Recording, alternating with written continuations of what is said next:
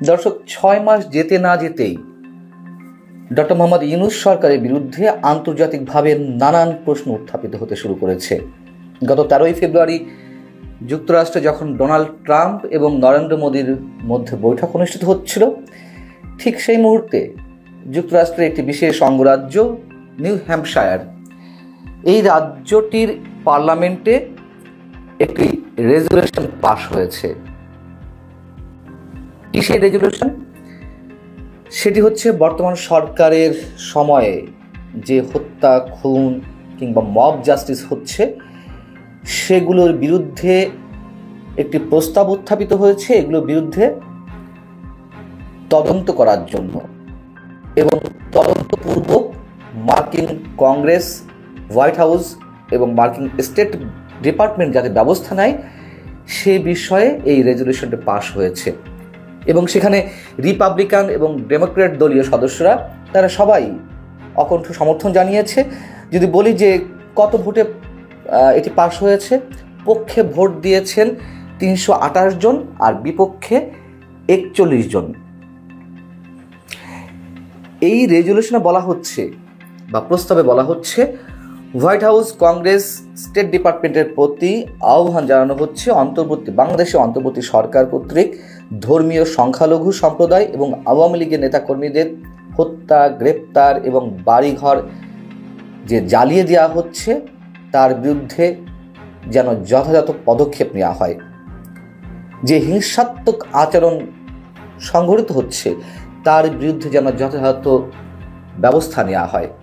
এখানে বলা হচ্ছে, ইসলামিক মৌলবাদীদের উস্কানিতে ধর্মীয় সংখ্যালঘু নিধন, ধর্মীয় উপাসনালয় ধ্বংস, বঙ্গবন্ধু বা দেশের জাতি জনকের বাড়ি গুড়িয়ে দেওয়া, সাংস্কৃতিক ব্যক্তিত্ব ও প্রথিতযশা সাংবাদিকদের হেনস্থা, গ্রেপ্তার এবং খুন করা, মাজারে হামলা, অগ্নিসংযোগে এসব কিছু ধ্বংস করা, এমনকি 30 লাখ শহীদের রক্তের বিনিময়ে অর্জিত যে বাংলাদেশের স্বাধীনতা, সেই ইতিহাস মুছে ফেলার অপচেষ্টা চালানো হচ্ছে ডক্টর মোহাম্মদ ইউনূসের নেতৃত্বে।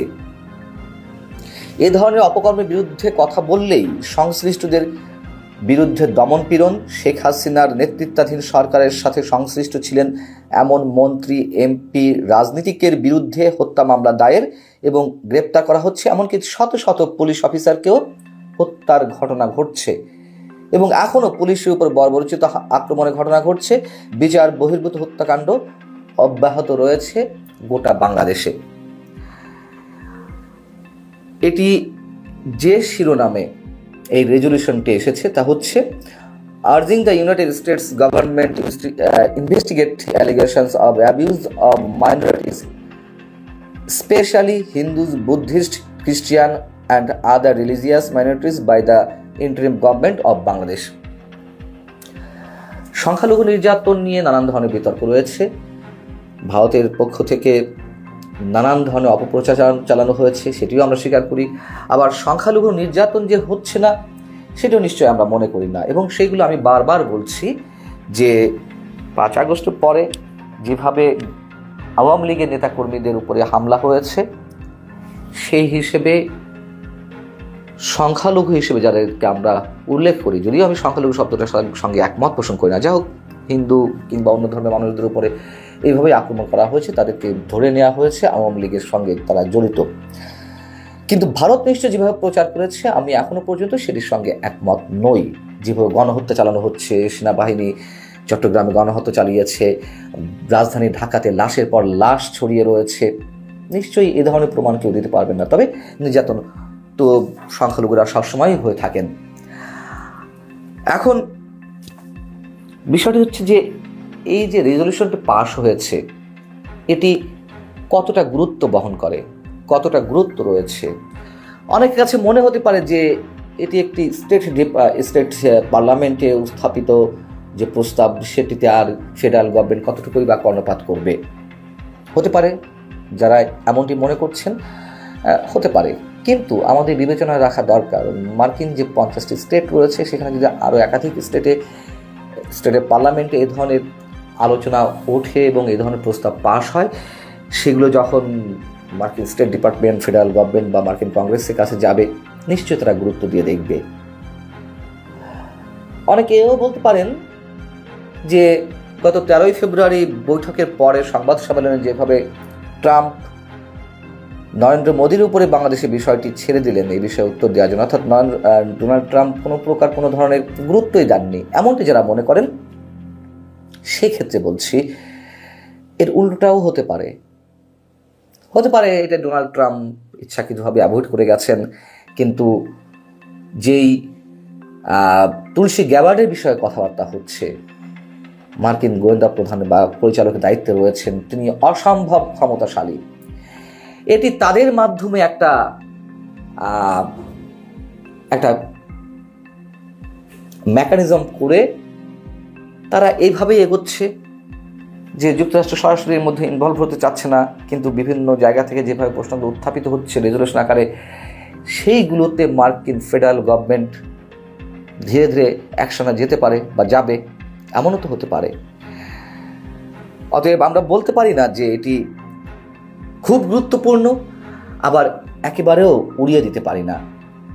এবং প্রথমেই যে বলছিলাম যে বর্তমান সরকারের বিরুদ্ধে আন্তর্জাতিকভাবে নানান ধরনের প্রশ্ন উত্থাপিত হচ্ছে বা হয়েছে 6 মাসের মধ্যেই, যে রিপোর্টটি জাতিসংঘের মানবাধিকার বিষয়ক হাই কমিশনের পক্ষ থেকে দেওয়া হলো যে জুলাই আগস্ট অভ্যুত্থানে এবং 5 আগস্ট শেখ হাসিনা দেশ ছাড়ার পরে 15 আগস্ট পর্যন্ত তারা তো এই প্রতিবেদনটি করেছে সব ধরনের ঘটনা নিয়ে। সেখানে কিন্তু 5 আগস্টের পরে কত মানুষ হত্যাকাণ্ডের শিকার হয়েছেন আলাদাভাবে হিসাব দেওয়া হয়নি। বলা হয়েছে জুলাই আগস্ট অভ্যুত্থান বা আন্দোলন থেকে শুরু করে 15 আগস্ট পর্যন্ত 1400 মানুষ নিহত হয়েছেন, এবং তারা এর পুঙ্খানুপুঙ্খ বিচার চান। মানবাধিকার হাই কমিশন যদি চাইবেই, তাহলে 5 আগস্টের পরে যারা হত্যাকাণ্ডের শিকার হয়েছেন তাদেরকে কারা হত্যা করলো, তাদের বিচারটি কোন প্রক্রিয়া হবে, এবং অবশ্যই জুলাই আগস্টে শেখ হাসিনা চলে যাওয়ার আগ পর্যন্ত যে হত্যাকাণ্ডগুলো ঘটেছে তার দায়ভার, এর মধ্যে কি ষড়যন্ত্র আছে না আছে সেটা অন্য বিষয়, অন্য বিতর্ক, কিন্তু শেখ হাসিনা বা আওয়ামী লীগ সরকারকে তো অবশ্যই নিতে হবে, তাদেরকে বিচারের মুখোমুখি অবশ্যই দাঁড়াতে হবে, কোনো ভুল নেই। আমরা কথা বললেই যার পক্ষে যে অংশটুকু যায়, আমি দর্শকদের প্রতি শ্রদ্ধা রেখেই বলছি, তারা নিজেদের মতো করে ধরে নেন। যদি নিজেদের বিপক্ষে যায়, আমাদের কথাগুলো তারা অন্যভাবে ট্রিট করেন। দেখুন, আমরা এইভাবে দিনের পর দিন চলে আসছি। গত 2.5 দশকের 90-এর পর থেকে এই চর্চাটি আমাদের মধ্যে প্রচণ্ড রয়েছে। আমরা মনে হচ্ছে কেউ নিরপেক্ষতার জায়গা থাকতে পারছি না। আমরা কেউ না কেউ কোনো না কোনোভাবে পার্টিজান, কোনো না কোনো পক্ষের হয়ে কথা বলতে হবে। আমরা যতদিন না পর্যন্ত এখান থেকে বেরিয়ে আসতে না পারবো, যতই কথিত বিপ্লবের কথা বলুন, যতই গণ অভ্যুত্থানের কথা বলুন, যতই ফ্যাসিবাদ মুক্ত স্বৈরাচার মুক্তির কথা বলুন, কিছুই হবে না। নতুন নতুন করে স্বৈরাচারের আবির্ভাব হবে, নতুন নতুন ফ্যাসিবাদের জন্ম হবে।